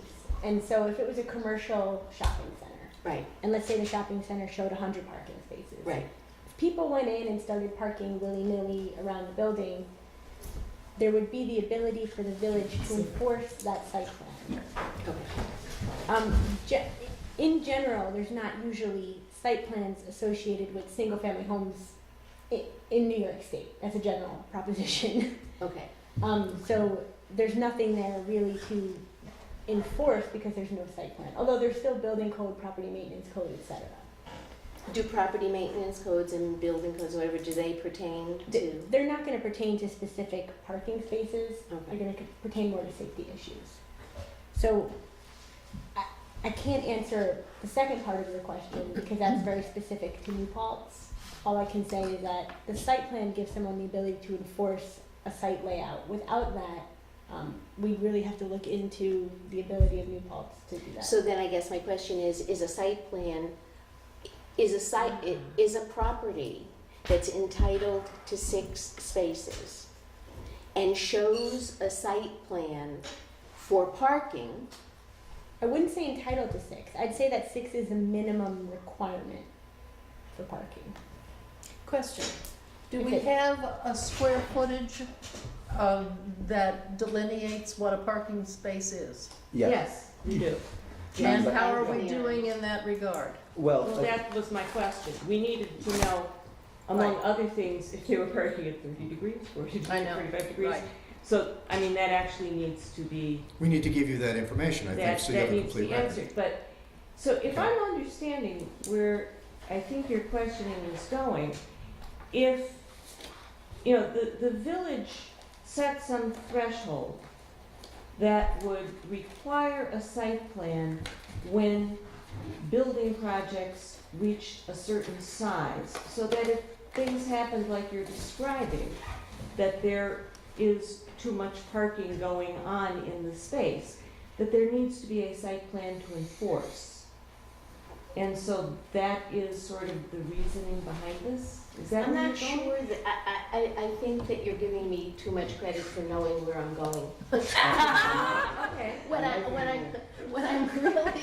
What I'm really trying to ascertain is, I mean, the intent of the code, Yes. I believe, the intent of a code, is to give the code body, in this case, the village, and in this particular instance, the ZBA, control over what happens, Yes. right? So just from that terminology period, if, we can be, I would be a lot, this is where I'm going. I got it, Katie, I know where I'm Okay, going. good. Okay, this is where I'm going. I am much more comfortable, if I understand the following, I will be much more comfortable in my role representing the citizens of this village. And what that means is, what are we really talking about? Because now we're talking about a single-family residence made up of 3, 4, 5 6, 7, 8, 9 people. And I'm really curious to know how many of those people have cars. So you're here to look Let's at get a it. list of what she needs to know so we can answer those questions at once. I think that's an excellent way to proceed. Yeah, Thank you. but, Well, I'll start there. okay, I think that's a good starting point, but I don't know that these people are going to live here until they are called to the great beyond. They may move on, and even if they are all riding bicycles, they may be replaced by people with cars. My point exactly. I mean, So- that's why I'm asking about the code, because the code would still be the Yeah. code, would still be the code. I think I can, Your role Okay, is let's, to, oh yeah, no, go ahead. no, your role is to answer this question based on the code. Right, And Yes. facts. right. But I guess I'm trying to understand what the Yeah. parameters of the code really are. I would like to hear from Kurt right The now. parameters of the code suggest that given a number of bedrooms, a number of parking spaces have to exist. Right. If indeed, and I think this is your concern, It's practical. if indeed the number of parking spaces is exceeded by The number that of number. cars. that number, yeah, Yeah, could I, then what happens? And what happens is that it's perfectly proper for the code enforcement officer to cite the property and to indicate you can only have this many parking spaces. could I hear from Kurt? It's I've been not, waiting it's not a for Kurt. complex issue. Okay. Carl, so- I've been waiting for Kurt to say something. thank you everyone. And by the way, of course, not every community has a need for the type of formulas for density and bedrooms and even parking that the village of New Paltz has. There are some characteristics that we have that only some other places share with us. And as such, what we have is, for example, you can glean something from a planning perspective. When 21243D and the subsections there, it Wait, has general standards. 21243D. Okay. General standards for parking areas. You can glean something from the fact that this goes beyond mere aesthetics or mere cars parked in a visually observable, orderly fashion. It goes from there beyond into, if there were a fire that needed to be fighted at the premises, 4 or more could be, the cars could be placed in a disorderly, it could be parked in a disorderly way, and you may not be able to reach that structure adequately to fight it. For example, design, parking areas for 4 or more vehicles and access to the parking area shall be designed so that access as well as the spaces. We're talking about the area for maneuverability. The idea is to provide for maneuverability and use the generally accepted 9 feet by 18 foot Turning corral, corral for the parking space. Then, of course, you do indeed have the maneuverability requirements. And you have review, all plans shall be reviewed by the planning board under 21223, site plan review.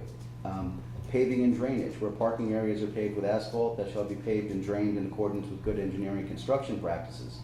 And finally, markings and access, again, that's to let everyone know who lives there or who's a visitor there how to park there, where in this case, what we do have, there are a number of residents here and a number of cars, and in many other cases in the village too. So markings and access.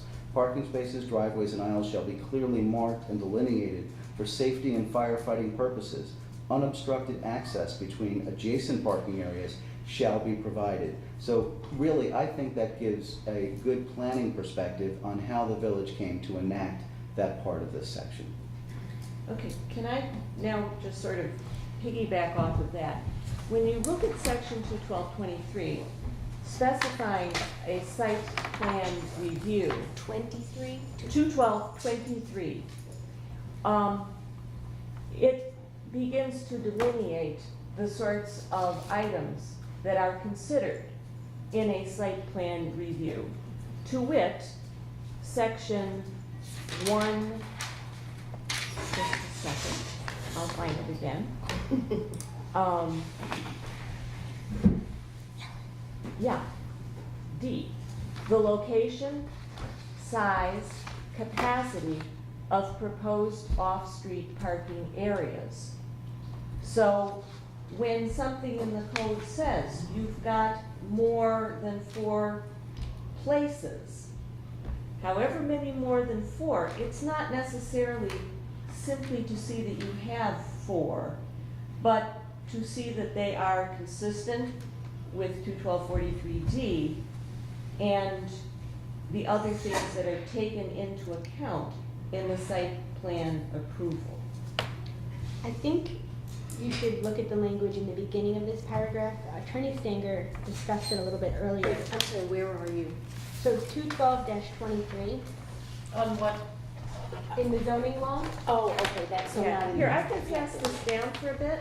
No, that's all right. No, you pay attention to what she's saying and read Okay. for us if we need to. Okay, all right. Okay, so I'll just read this to you. No building permit shall be issued, no structure or use shall be established, and no lot, parcel, or site preparations, including vegetation, grading, filling, excavating in excess of 30 cubic yards, or altering drainage shall be undertaken except in conformity with an approved site plan for the lot. So that is a newly enacted provision, and it sounds pretty broad at first glance, and so that's something that you'll have to consider as part of this whole I'm application gonna as need well. more guidance. May I ask a question, Mr. Chairman? Sure. Thank you. What do you do, you know what, Ms. Rocco, I very much appreciate your approach. It's very thorough, methodical, step by step. Thank you. Because the question I have, because you got me to think of a question, what do you do with an existing non-conforming use that is not being changed as a consequence of the building permit application in hand? As I would assume in the older housing, in the older housing stock of the village, that may well be the case.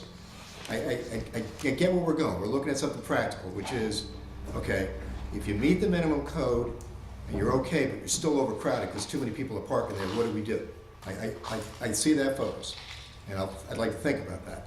But what do you do in the context of that statute with an existing non-conforming use? If If they're making no changes. well, if you're going to get a building permit, for instance, to finish your basement in an existing non-conforming use, does that trigger site plan approval? I would, well, If it's an existing non-conforming if use? it's an existing It triggers a law. non-conforming, What? It wait, triggers the well, evaluation. yeah, if it's. I want to interrupt this. Not arguing, I'm just asking. It's a question. Rather than be back and forth, Yeah, our function when we have the hearing open is to listen. yeah, okay, And I think we're not listening enough. Okay, okay. yes, sir. Sally? The reason I asked earlier the question of clarification as to how many bedrooms we had and how many we were going to was to raise the following question, which I don't know who can answer or whether it's an appropriate question. The application for the Board of Appeals is on a current use site of 4 bedrooms to 5 bedrooms. What you are talking about and hearing tonight is a very different application. Actually, that's not true. It's still. It is, according to this, which was filed, a very different application because I don't know a whole lot about parking and all of those things, but I do know that there are certain thresholds which if you surpass in our code, trigger something else. I would like And to, so, until such time as you seek clarification on what's being appealed in a formal appeal, I'm very confused what you're hearing. But but actually, the practical reality is that this is already 5 bedrooms. You didn't Sally's point. hear my question. Huh? Yeah. Right, no, I'm agreeing with you. Yeah, I'm and saying, As long as we're bringing it up. What does 2 Pencil Hill Road have to do with it? Nothing. Well, Then why is that address on here? well, it's a contiguous parcel and They've actually given us, it's similar, it's a contiguous parcel in the same ownership. And there's previously been an application withdrawn from the Planning Board and Zoning Board of Appeals. It is a little bit difficult to gain full control of the facts here because there are applications regarding the other property. There are, there are applications that are withdrawn. There were ZBA applications that were withdrawn in conjunction with the prior full development of the site. Excuse me, Mr. Lavelle, but Yeah. I still have not gotten the answer to my question. No, you haven't. And I really don't care how many applications there have been. I'm talking about the one before the Zoning Board of Appeals. And I hate to use this analogy, but I'm in a custody fight with my husband, say. And I say, I'm fighting over the custody of one child. And we get to court, and it turns out I'm fighting over the custody of two. It's a very different case. That's my only point. Mr. Chairman, I really appreciate the turn this conversation has had. The back and forth has helped me do something better here.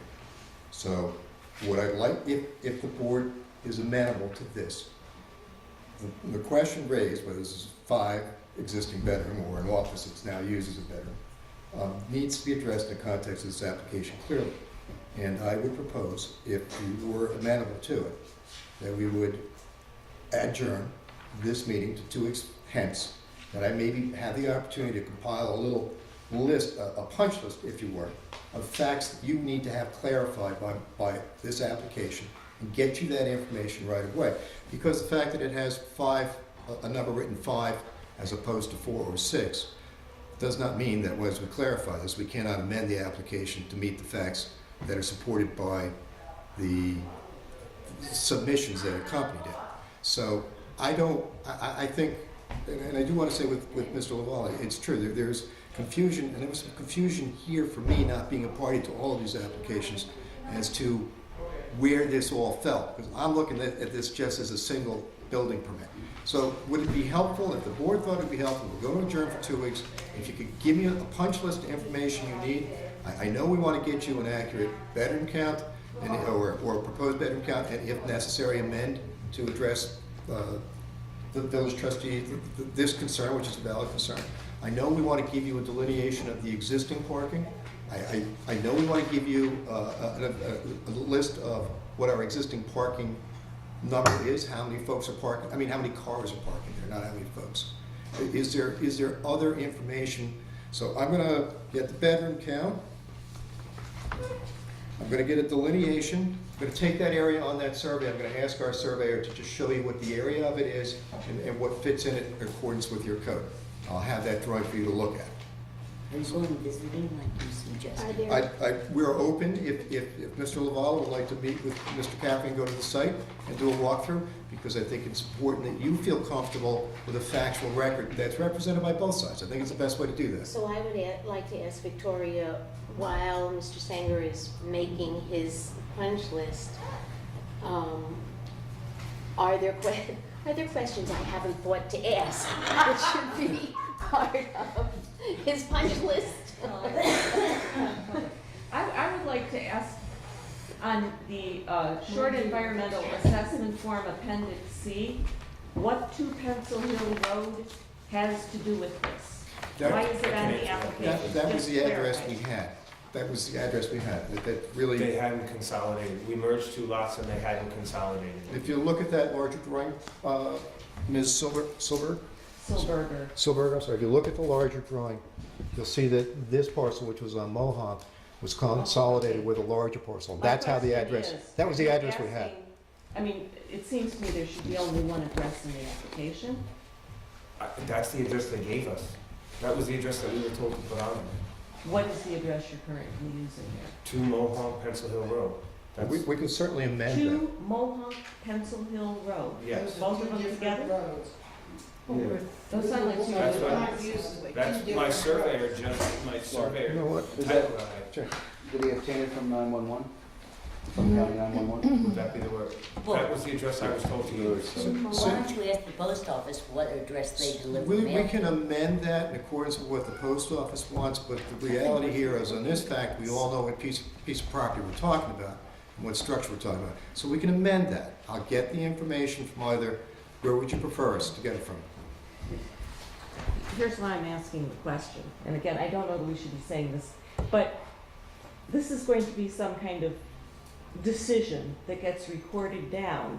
And if we're using an address that is not used in the future, there's gonna be some board like us 20 years from now wondering what the heck they decided. We'll get that information for you, because That's, I'm not trying to, fair question, we'll split get the hairs. information. So, okay, It's so, clear to us right now, but it won't be clear to people in the future. so wait, because maybe it's not even clear to me yet. Wait, no, don't show me that. What I'm asking is this. So, are we talking, these dark lines, is this one parcel? Yes, Okay, and this is one parcel that that is represented by Mohonk and also Pencil Hill. when these parcels were combined, they had one address on Mohonk and they had one address on Pencil. That's why that address is there. But what we'll do is, on my punch list, because I agree with you, the record we build here is going to bind future boards. We'll be very clear on what we refer to it. That's why I wanted to put the survey on the record. You'll have this forever, so you'll always know what you were looking at. Yeah, but But we need a new cleaner cleaner minutes copy now. now. This With is a parking di- spaces. Yeah. Would the tax ID number be the clearest way to identify it? Not to say we're combined, because you'll get a new tax ID number. You see what I mean? But moving forward. But whatever the future legal identification of it is, that's what we should be making a decision on. All right, we can do A that. 911 address should be issued, and that was something that came about a decade or two ago, in order to give them, first responders the best chance of responding accurately to the right address. But Sally? would it legally be better to use not only the 911, but the property ID numbers? Well, yes, but I think those are provided. Oh, I see, the new ones haven't been assigned yet? Okay.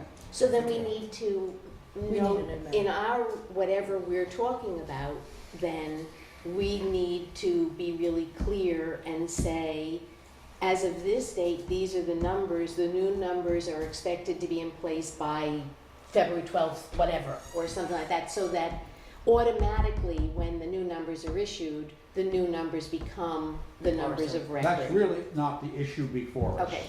But it's part of Yeah, it. I just wanted, on a note of clarification, the reason why these bedroom counts weren't what, it didn't include the bedroom. When I filled out the application with Kathy, we did it based on what the existing condition of the house was, okay? Knowing there was another building permit application that was going forward, that was changing it so that it was gonna be one 3-bedroom house and one 4-bedroom house when this whole kind of thing ever gets to where it's gotta be. But your application says 4 to 5, But that's what it is not now. to 7. But that's what it is now, man. That's what it why is you now. need to change your application. But it is now just 4. It is now just 4. The other rooms are considered dens. They're Well, considered again, what? It's considered an office. It's important to get the fact that, for example, Like, this, I'm not the trying to permit, get over on anybody. the permit that is the subject of our appeal was denied, as we've discussed. A subsequent building permit for the same space was applied for and approved. A building permit was issued. It is open, moving towards a certificate of occupancy within the time for it to be completed under our code. And I think, I don't know this. I mean, I guess that the next one was filed and approved because I guess it would get you nearly to where you wanted to be, and then appeal this and maybe. Yeah, while we're doing this, it allowed me to basically get some work done Okay. over winter when I was not working. So I made a storage area. What about the fill on the site? Is that also for the project The as a what? whole? I'm sorry, the what? The fill that's On the being- Pencil Hill Road site, Yeah, is that part of a future? that's part of the future stuff, yeah. Ms. Is Mono? there? Yeah, do be aware there's a segmentation That's nothing to do issue. with this, yeah. Oh, There's a that a segmentation problem? issue with No, I the get it. area. Please. Okay. Ms. That is Mono part of is the public recognized. hearing. In terms of like making public comments, I'm allowed to make a public comment. Okay. Because, if you do something that's a piece of another piece, there's a segmentation issue. And as a resident, I'm allowed to make a public comment that there's a segmentation issue that needs to be addressed in future hearings. What is a What does that mean? segmentation A issue? segmentation issue is when you do a piece of things, one piece at a time, and then you get approval for one thing, and then you get approval for another thing, but you had a bigger picture that would incur much bigger scrutiny, and you do it a piece at a time in order to avoid that public scrutiny. Can I Thank address you. that quickly? Yes. Under the State Environmental Quality Review Act, you can't look at a series of small projects instead of looking at a larger cumulative project because the impact of something small added 100 times could be much larger. So that's called segmentation, when you look at something as if it's not part of a larger project. So that's under seeker review, and if this project ever goes for site plan review, at that time the planning board would decide whether, you know, this is a small project or part of something bigger. But that's not before this board at this time. Right. The action that this board is concerned with is the interpretation, and under seeker, that's a type 2 action, which means there's no environmental impact. Okay. So you don't have to worry about that. Oh, okay. Just clarify my punch list. Would Mr. Lavala be available at your request? Do you wish Mr. Lavala and Mr. Caffrey to inspect the premises and then report back to you jointly at the next meeting? I'm asking you, whatever you wish, we'll do. Yes. I'm not sure what the question was. I'm sorry, it's my voice, I apologize. It's the first time tonight I've been told to speak up. We had offered before, and I think it's a good idea, that Mr. Lavala and Mr. Caffrey go to the site so they can jointly report back to your board on our next appearance here exactly the configuration and the use of the rooms, office, bedrooms at the site, so that we all have one set of facts that we can agree upon, because your interpretation of the code is going to require that we all have an understanding of one set of facts. And we'd like to do that, and I'm just putting it on my punch list. If we should do that, I'll make that arrangement. I would be at the board's request, certainly make myself available. for that. Yes. Yes, I would make And- myself available. And Thank you. when that is arranged, I would like to join you. Thank you. All right, Thank you, Mr. Chairman. Mr. Chairman or Ms. Thank Rocco, anyone I would- else? Am I able to go? Sure. Yes, I would like to go. It should be pointed out that typically, whatever the issue is before our board, our members walk the lane. I think that's a wonderful practice. So what we'll do is, I'll have Mr. Caffrey contact Mr. Lavala, set it up. We just would like to get it done maybe next week rather than at the last minute before the next meeting. Yes, okay. Okay? Is there, Ms. Rocco, anything else I might have left off my list of information to get? Will you say again what it is you're doing? I'm making my punch list No, here. I understand. Will you say what is on your punch list so Okay, far? yeah. So what we're going to do But is, slowly, we're going to have Mr. Lavala yeah, and whoever else wants to go to the board with Mr. Caffrey to the site. okay. So you're all going to be able to see the rooms, make a count, and we'll try and get out of that a set of facts we all agree upon as to what it looks like now and what it would look like if this building permit is granted. Okay, That's one. Two, we're going to get our surveyor to take the area that's delineated on that survey as a parking area, and we're going to show you, or show on it, the capacity of parking available in that location. Whether or not, and then, that's two, and then three, when we have that fact in front of us, if somebody wants to contradict it, they certainly can. But if we have that fact in front of us, then we can apply the formula from the village to that and see if that fits. And then the last piece, I think, on my list is, I don't know how to exactly go about doing this to satisfy the board, but I understand Ms. Rocco's question, which is, if you meet the minimum parking spaces, you're going to be legal. But what happens if the load of parking within that minimum spaces overwhelms that capacity? We don't know that to be the case here, I'm not sure exactly how to get that information, because it's got to change from day to day to day. But I will do my best to factually try to present that to you. And I know that my client, Mr. Caffrey, will cooperate with any member of this board and its professional staff in addressing these issues. Because if you have these facts, I still think it's the facts we have to agree on first. If we have them, maybe we can avoid the legal questions. Maybe not, but we have to have those agreed Okay, upon. so wait, this raises a whole nother part of the question for me, and that is, this is where the two boxes are. That's correct. This is the parking for those two boxes. That's correct. Then there's all this piece of property. This piece of property, although it's joined or merged with this, is not implicated by which one of these had the bedroom in it? Guy. Which one? Just show us. This one has a All right, so where it says new story wood frame house, the bedroom that's proposed would have been built in the basement of that unit. And nothing in this application involves a development in any fashion of the balance of the property. Now, all I want to be able to do is come to you and show you whether or not we can demonstrate within the existing parking area that adequate parking can be accommodated under the code. So this area here, the new area, or I would say the new lot, that's certainly the subject of some business between the village board and the applicant, but in another matter altogether, not this matter. So your decision here today will have no bearing on that at all. I would just like to say that you have taken it upon yourself to interpret that these are the issues upon which we will make the decision. So before you spend any money,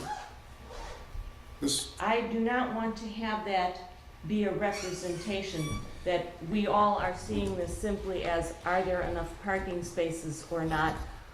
Because there can be other ways of looking at the reason for the denial that are perfectly legitimate.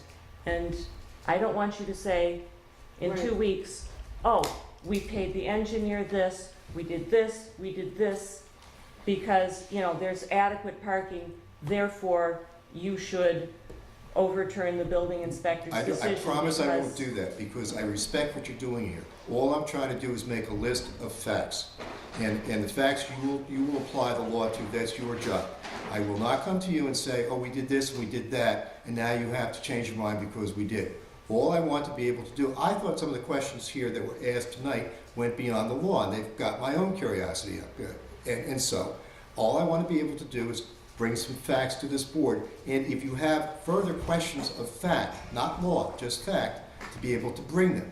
You then will consult with your lawyer, and you will apply the rule of law as you're advised to do so. May I make a request? Now, I really do appreciate you bringing the plan out here and submitting it to record so we can have it for the future. One thing that Mr. Budden had mentioned was that we'd like to walk the lay of the land to know what it looks like. My request is when the survey of the property is being done, can you also take pictures to bring along with the plan? Well, so that we can see, because I do know that although the plan is useful for seeing area, it's not very useful for seeing slope or depth of the property. can we take I think those photos at the time we do the site inspection? That's my request. Yeah, that's what sure. you're saying. Thank you. Sure. I mean, And it's just a request. It's not, you know, We're happy to do it. Okay. Will you be on the site? I wasn't planning on it, because I think it's really just a fact inquiry, not a legal inquiry. That's you know. fine, I just, you know, if you were going, then I like then I want P&Gs, to go. but Yeah. Sally? Punch list number 5, which you left off. Well, I'll add it now. Review and refile your appeal to this board according to the facts I will, and the appropriateness as deemed by the chair. if the facts require an amendment of the existing application, the amendment will be filed before we come before this You board said again. it. An amendment. So that, I promised you before we would do that, including, I forgot, It wasn't on your list. on the last thing, that we were going to check with 911 and the post office to see what we should use. Yeah. All right? Mhm. Okay.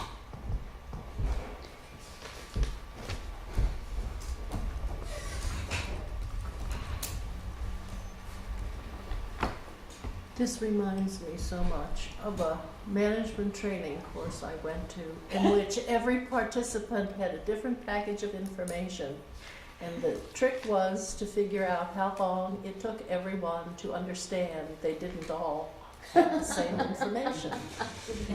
Let's see now. Or we In good time? The lot has been